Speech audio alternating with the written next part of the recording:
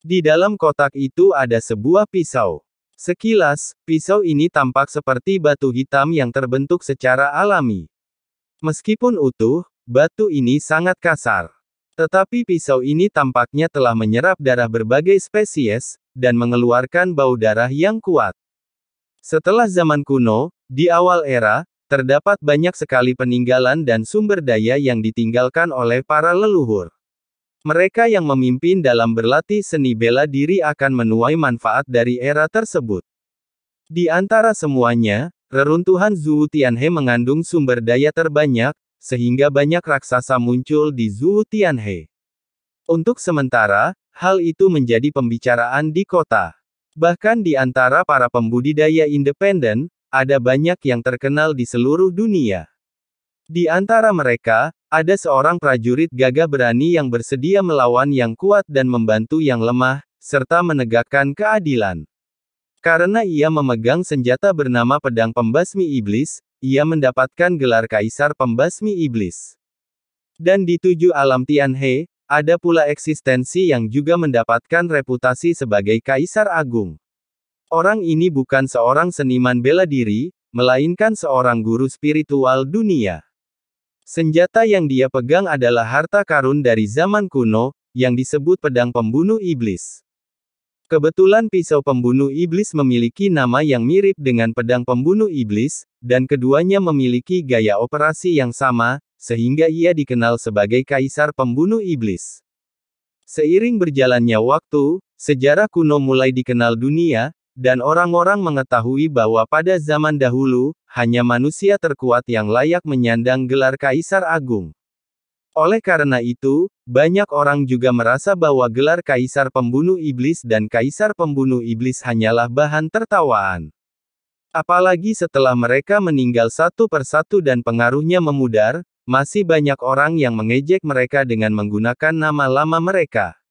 Lagi pula, meskipun mereka cukup terkenal saat itu, mereka hanyalah salah satu yang terkuat di era itu, jauh dari kata yang terkuat. Tapi menurutku, meskipun mereka berdua tidak layak menyandang gelar Kaisar Agung, mereka berdua adalah tokoh-tokoh terkemuka yang telah mengukir nama di era awal ini, ketika orang-orang berkuasa ada di mana-mana. Kaisar Pembunuh Iblis dianugerahi bakat luar biasa saat itu, dan pedang pembunuh iblis hanyalah pelengkap. Tapi ku dengar pencapaian asli Kaisar Pembasmi Iblis tak terpisahkan dari senjata ajaibnya, pedang pembasmi iblis.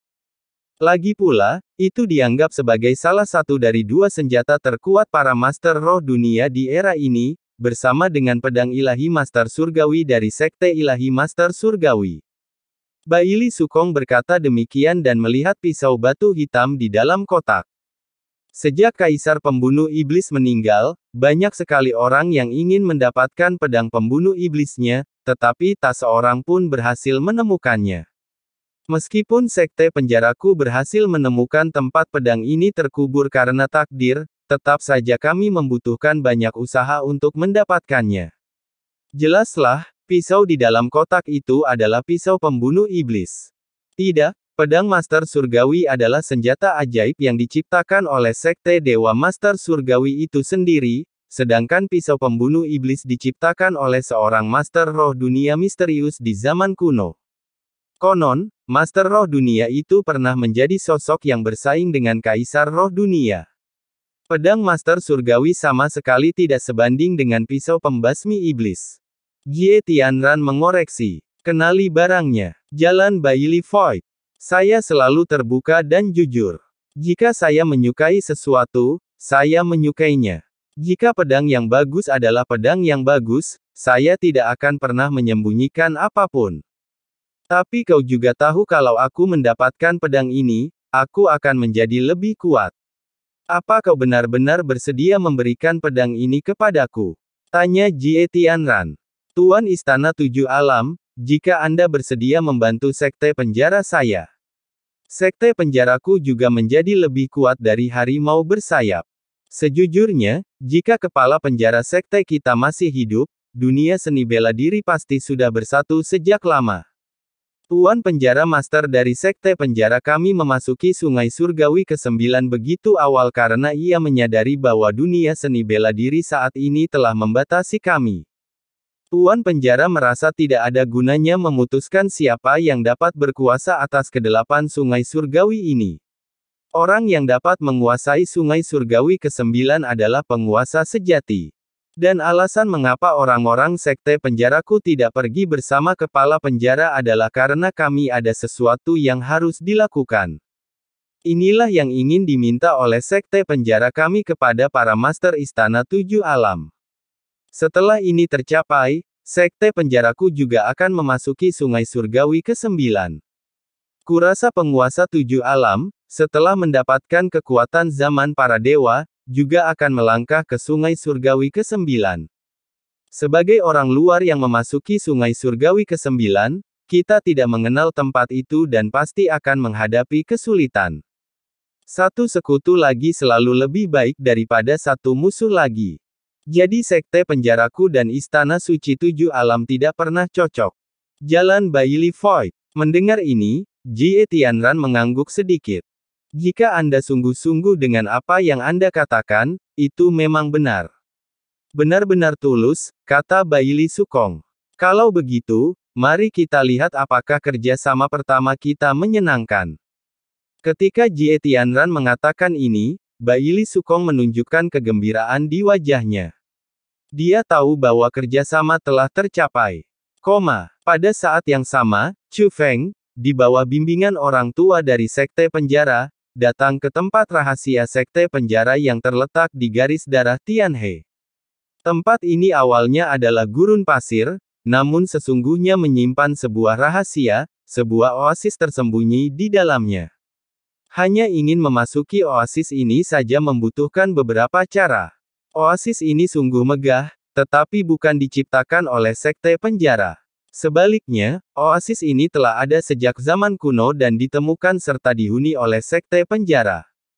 Chu Feng memasuki tempat ini atas nama sesepuh sekte penjara dan tidak menimbulkan kewaspadaan apapun. Saat Chu Feng melangkah ke tempat ini, hatinya menegang. Di sini, ada tuan yang bertanggung jawab. Chu Feng merasakan aura yang kuat. Auranya tidak tersembunyi sama sekali. Itu sebenarnya aura Dewa Surgawi tingkat 4. Menelepon seseorang, tanya Dandan. Lagi pula, Chu Feng sebenarnya memiliki banyak pembantu di belakangnya, tetapi mereka semua bersiaga di totem Tianhe. Dewa Surgawi tingkat 4, kata Chu Feng. Makhluk Surgawi tingkat 4. Aku mungkin harus meminta bantuan klan abadi Zhao. Saya tidak tahu apakah mereka masih bersedia, kata Dandan. Aku takut dia akan seperti Xiahou Jue, yang merupakan Dewa Surgawi kelas 4 tetapi dapat meningkatkan kultivasinya satu tingkat, kata Chu Feng. Itu buruk. Jika benar-benar Xiahou Jue, maka Zhao Laoba bukanlah tandingannya. Tapi tak apa, kamu tak perlu takut karena aku di sini, kata Dandan sambil menepuk dadanya. Adapun Dandan, dia tentu saja merasa aman.